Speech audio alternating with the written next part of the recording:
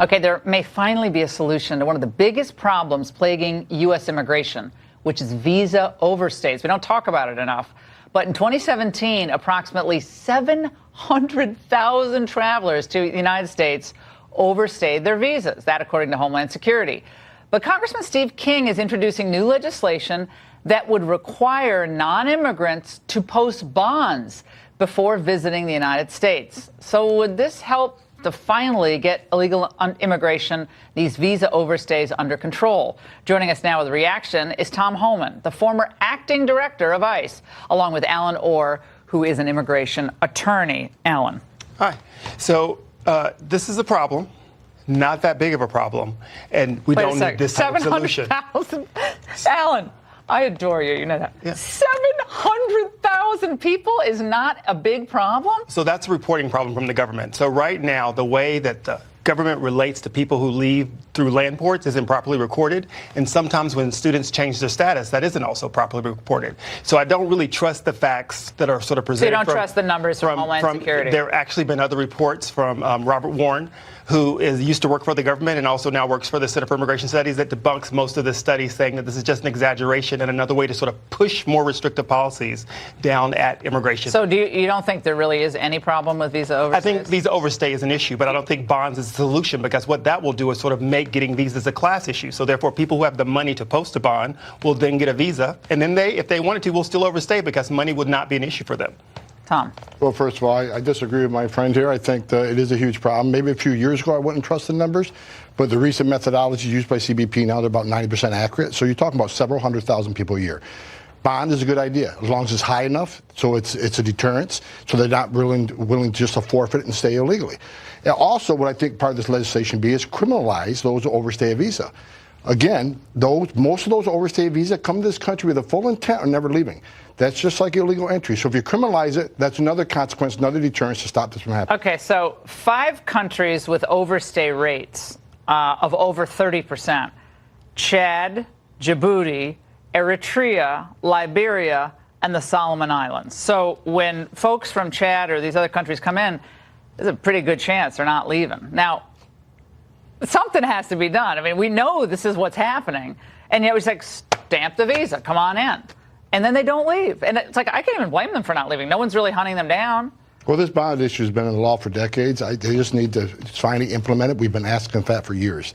But I also think, equally to the bond, again, they need to be high enough where it's going to be more than what they could pay a smuggler. How would it work? Now, how would it work? So before they leave their country, their home country, they would post, let's say, $1,000, $5,000. I mean, and what about Alan's point that this is a class issue? Now, people who have no money, they never can come to the United States. Is that 2K to 10K. Is that fair? What Alan's forgetting is this is a sovereign country. We have the right to decide who comes in and out of this country. We have the right to maintain a legal immigration system.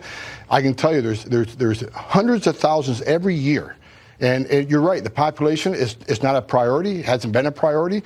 When I was the acting director, I made it a priority, but we certainly don't have the resource to go look for a million overstays, not when we're kicked out of jails. We got to walk the streets to look for criminals. So by adding this bond requirement and make it a criminal act to overstay a visa, I think you would see a drastic change in overstay. Now, there are a lot of countries, Alan, where you don't have to have a visa. So they're called visa waiver countries. Absolutely. So you have Greece, Hungary, and Portugal have the highest overstays for countries where you don't need a visa at all.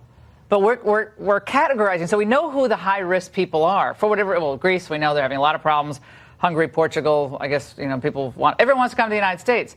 But we have to be able to control this. And didn't the 9/11 Commission say we should do fingerprint entry and exit? Am I remembering this correctly? We have that correctly, but we don't implement that. This is the 9/11 Commission, bipartisan group of experts. You spent years studying this after 9/11? Why the heck don't we have this? I think we do have entry-exit systems. They're just not modernized yet, and they're not talking appropriately. Modernized yet? After 9/11, it's still not modernized? I mean, it's the U.S. government, and our systems are a little bit antiquated. But also remember reciprocity. So if we start charging bonds for people who come here, bonds are going to be charged to U.S. citizens that go to these countries, and maybe some students or luck-wise won't be able to make those bonds because of their classifications or just their funding, won't be able to go to other countries. So that's a limiting restriction also on U.S. nationals who want to travel. Yeah, well, I mean, if we're talking about losing a few backpackers in the summer versus keeping our country and our integrity of our immigration secure and sound, I think we can lose a few backpackers. But this has been an issue for years, and right. addressing it is the same way we address all of our other immigration problems, we